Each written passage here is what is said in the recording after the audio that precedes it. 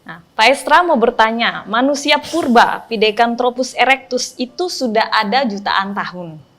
Berarti sebelum ada Adam dan Hawa, sudah ada manusia purba. Bagaimana tanggapan Bapak? Kalau Alkitab bilang bahwa manusia pertama Adam dan Hawa, bagaimana bisa ada manusia lain sebelum Adam dan Hawa? Memang ada teori bahwa manusia di Kejadian 1 dan Kejadian 2 itu berbeda. Jadi di Kejadian 1 ayat 26 ya, Allah menciptakan manusia itu menurut gambarnya diciptakan laki-laki dan perempuan. Nama siapa? Tidak diberitahu namanya. Lalu di Kejadian pasal 2, Allah menciptakan manusia laki-laki. Lalu ditidurkan, ambil rusuknya, dibentuklah manusia perempuan. Berarti sepertinya manusia di Kejadian 1 dan Kejadian 2 itu berbeda. Lalu mereka bikin teori. Manusia di Kejadian 2 itu adalah Adam dan Hawa. Sedangkan manusia di Kejadian 1 itu adalah sepasang manusia purba. Nah, sepasang manusia purba itulah yang sudah hidup lama sebelum kemunculan Adam dan Hawa. Tapi penafsiran demikian itu salah. Karena cara berpikir orang Ibrani itu mereka selalu memulai dari apa yang umum masuk kepada yang detail. Kejadian 1 ayat 1, pada mulanya Allah menciptakan langit dan bumi, selesai. Tapi bagaimana Allah menciptakannya itu dirinci di dalam ayat 3, 4, 5, pada hari pertama Tuhan cipta ini, Tuhan cipta itu dan seterusnya. Gitu perinciannya.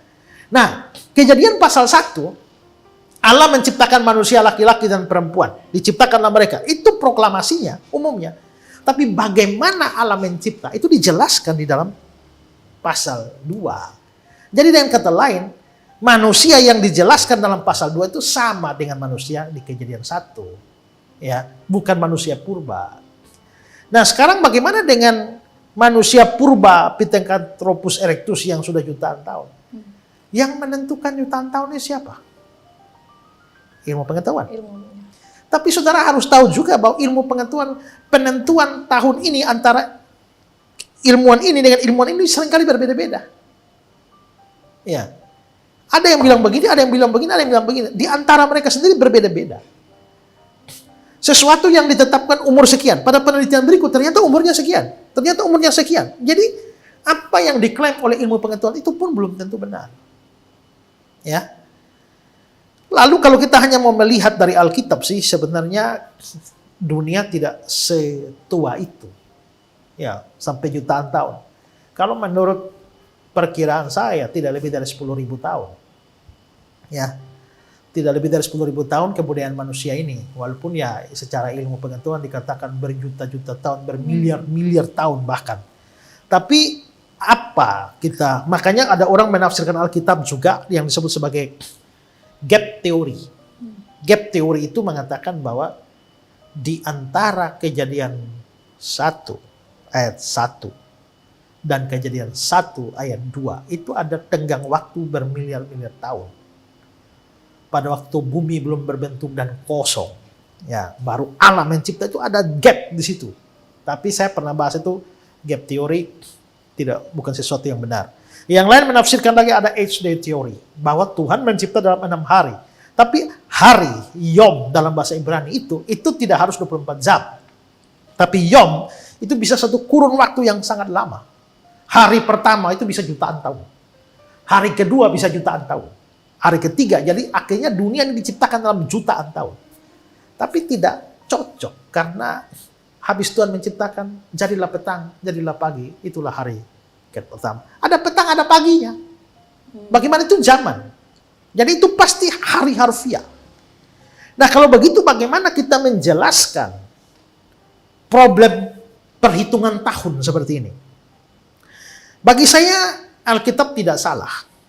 Tapi ilmu pengetahuan juga belum tentu salah. Karena harus diingat bahwa Alkitab mencatat penciptaan yang sudah berumur. Manusia dicipta hari ke berapa? Hari ke-6. Hari ke-6 ya? Ya. Hari ke-6. Jadi Adam dan Hawa hari ke-6. Seandainya kamu hadir hari ke-7, lalu kamu lihat Adam, kamu bilang dia umur berapa? 1 hari. Enggak, lihat dia nih.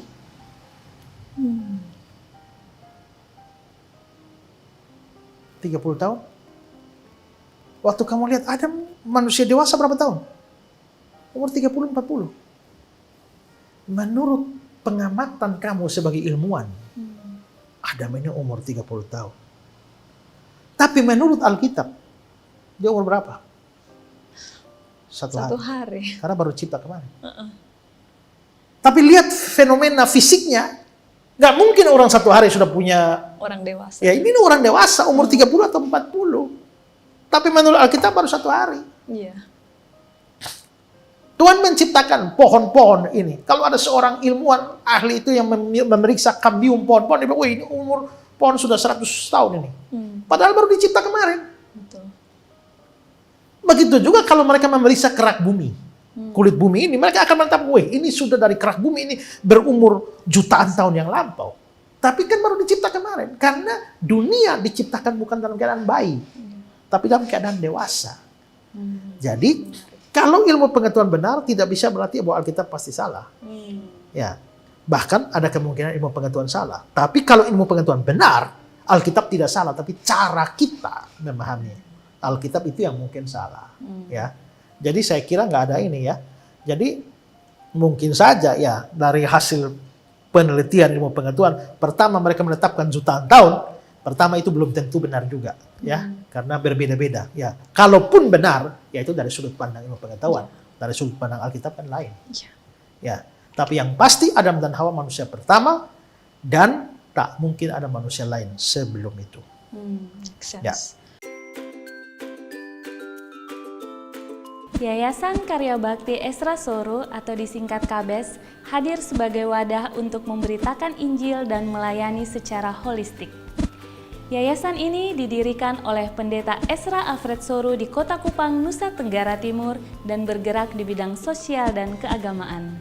Yayasan ini memiliki visi menjadi lembaga yang mempunyai andil dalam membentuk kekristenan yang gigih dalam memberitakan Injil serta setia kepada ajaran yang alkitabiah dan melayani secara holistik.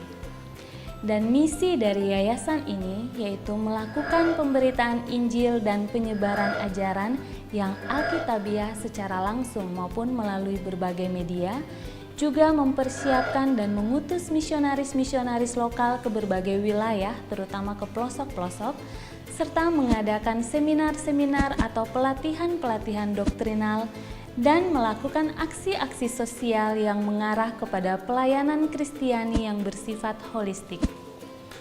Berikut serangkaian kegiatan yang telah dilaksanakan oleh Yayasan Karya Bakti Esra Soro. Bagi saudara dimanapun berada yang rindu untuk mendukung pelayanan kami, khususnya melalui dukungan dana, maka saudara dapat menyalurkannya ke nomor rekening yang tersedia. Untuk informasi selengkapnya dapat menghubungi Sekretariat Yayasan Karya Bakti Esra Soro melalui nomor berikut ini. Mari beritakan Injil dan melayani sesama dengan kasih bersama Yayasan Karya Bakti Esra Soro. Tuhan Yesus memberkati.